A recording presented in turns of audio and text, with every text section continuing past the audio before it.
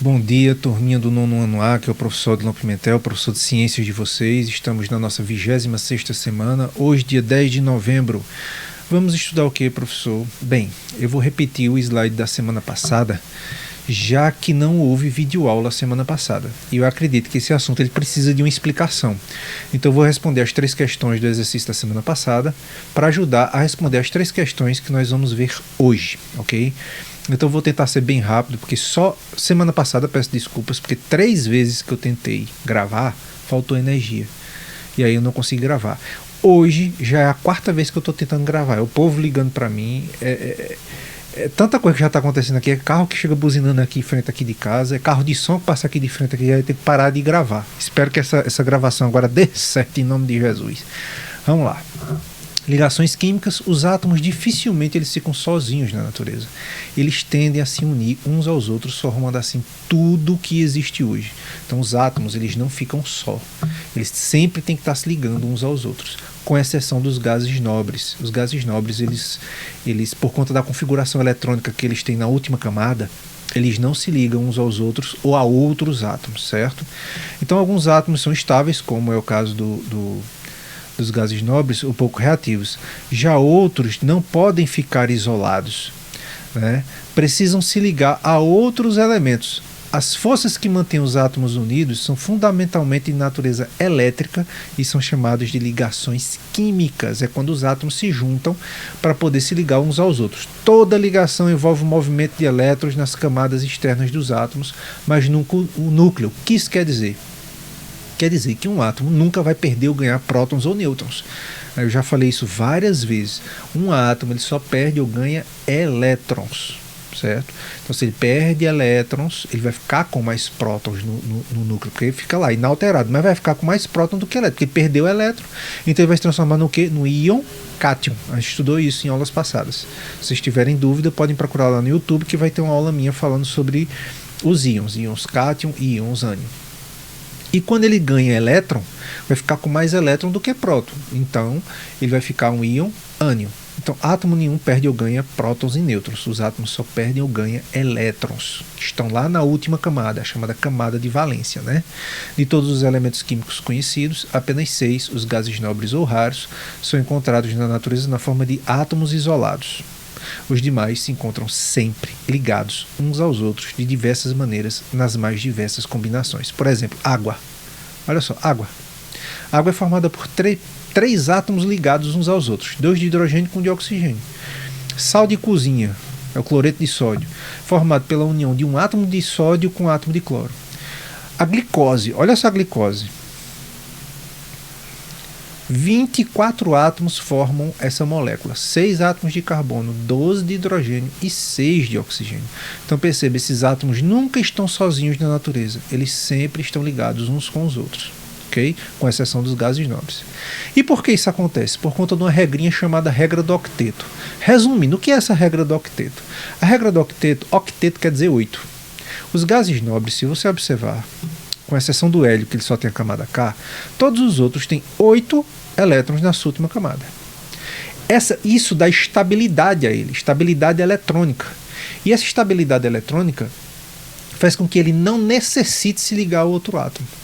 Já os outros átomos, como eles não têm 8 elétrons na sua última camada, ou vão ser metal, porque só tem 1, 2, 3 elétrons na sua última camada, ou não metal, que vai ter 4, 5, 6, 7, 8 na última camada, eles vão fazer qualquer negócio, qualquer acordo, para poder ter 8 elétrons na sua última camada, né? Quando eu falo qualquer negócio, qualquer acordo, não quer dizer que o átomo tenha vontade, né?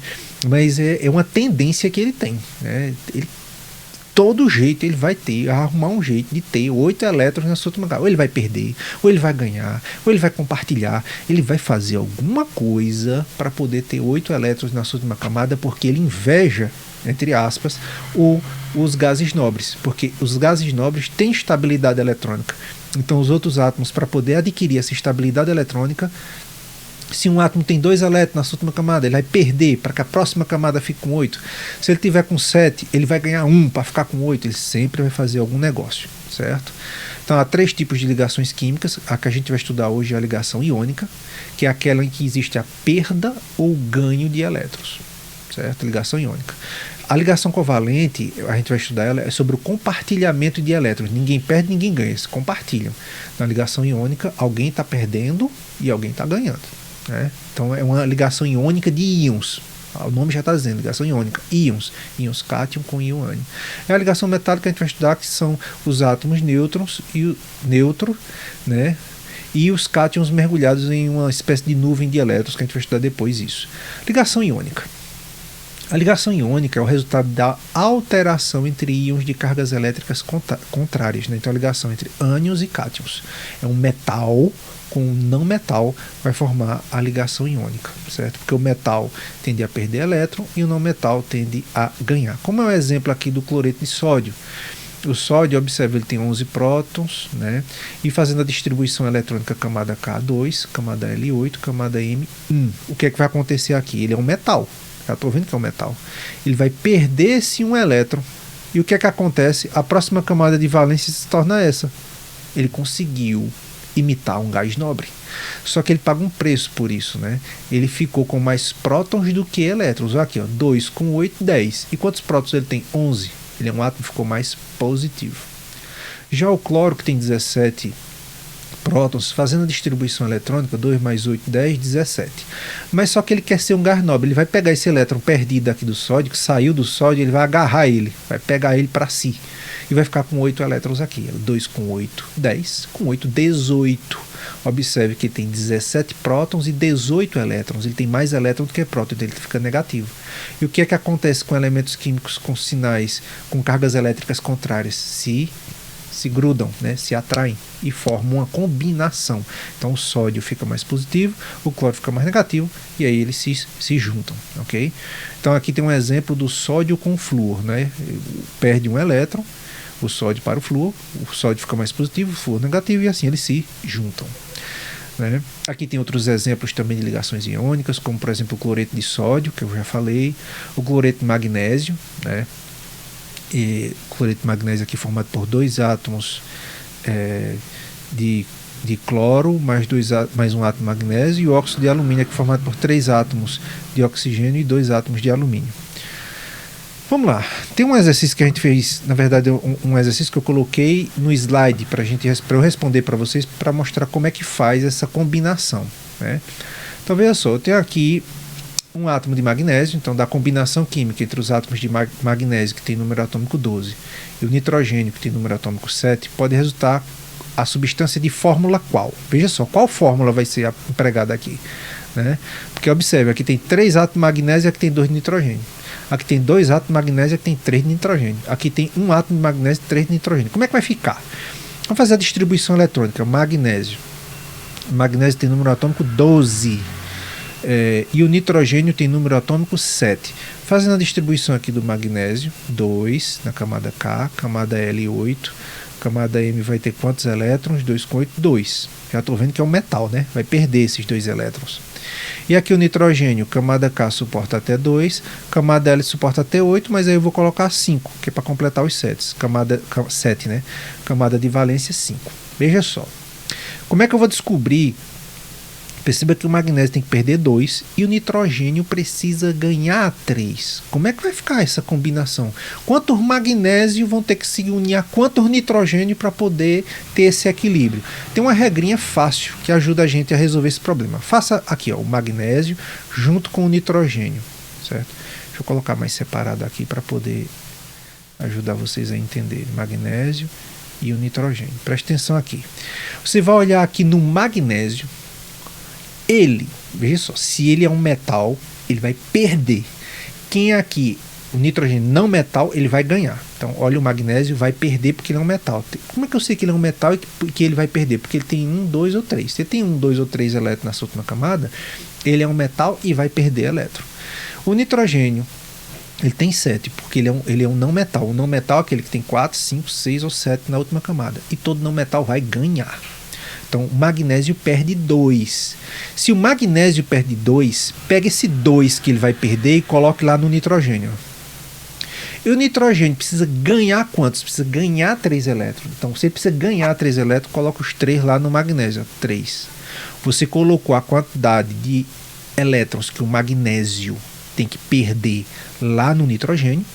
E você coloca no magnésio a quantidade de elétrons que o nitrogênio precisa ganhar, certo? Então, magnésio perde 2, então no nitrogênio coloca 2. O nitrogênio ganha 3, então no magnésio coloque 3. São 3 átomos de magnésio com 2 átomos de nitrogênio. Então, a resposta certa, letra A. Vamos ver essa outra questão. Qual composto apresenta ligação eletrovalente, quer dizer, ligação iônica? Olha só, cloro com cloro. Né? Aqui não é um metal com não metal, aqui está não metal com não metal. Né? Hidrogênio com cloro, aqui está o hidrogênio que nem é metal nem é não metal. Né? A gente estudou que ele é à parte. O fósforo aqui é um não metal com não metal. Né? Não é, tem que ser metal com não metal. E o metal com não metal está aqui, ó, sódio com cloro. Okay? Ao se transformar em um íon estável, um átomo de magnésio, né, número atômico 12, mais uma vez a gente está vendo o magnésio, e o átomo de oxigênio 8, respectivamente, vão ganhar e perder um elétron, ganhar e perder 2 elétrons. Vamos ver, vamos fazer a distribuição eletrônica que a gente vai descobrir, né? Magnésio e aqui o oxigênio. Magnésio tem número atômico 12 e o oxigênio 8.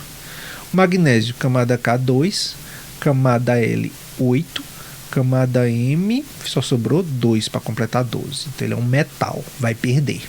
Né? Um metal vai perder. O oxigênio 2 na camada K, na camada L faltam 6, né, para completar 8. É um não metal, tende a ganhar 2. Isso aqui tende a perder 2, isso aqui tende a ganhar 2. Está na cara, né? É um metal, vai perder. É um não metal, vai ganhar. Esse aqui vai perder esses 2 para poder ficar com 8 aqui. E esses 2 que perdeu aqui vem para cá para poder completar os 8 aqui. Então vai perder 2 e ganhar 2. Então um ganha, né? Um vai perder 2, perde e ganha 2 elétrons. Então aqui, ó, perde e ganha 2 elétrons, respectivamente. Então magnésio perde e o outro ganha 2 elétrons, certo? Então perde e ganha 2 elétrons. Resposta certa, letra E. Vamos ver aqui, um elemento A de um número atômico 13 combina-se, faltou um tracinho aqui, né? Combina-se com um elemento B de um número atômico 17. A fórmula molecular do composto e o tipo de ligação são respectivamente. Na verdade, só coloquei aqui a fórmula, né? Então, o A tem número atômico 13 e o B tem número atômico 17. Vamos ver como é que vai ficar isso aqui. Camada K, 2. Camada L, 8. Camada M, 3. Camada de valência, vai perder 3. Certo? Já estou vendo que o 3 vai para o B, né? Estão percebendo? O 3, a quantidade de elétron que vai perder vai para o B. Vamos ver o B. Camada K, 2. Camada L, 8.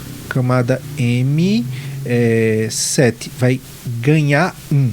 Então esse 1 vai para o A. Então, assim, A, B.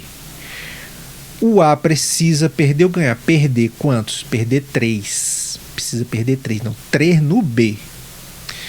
E o B precisa ganhar ou perder? Precisa ganhar quantos? 1. Então, A aqui vai ser 1. Esse 1 ele pode ser eliminado e ficar só o A. AB3. E AB3 é aqui, ó, letra D. AB3. Certo?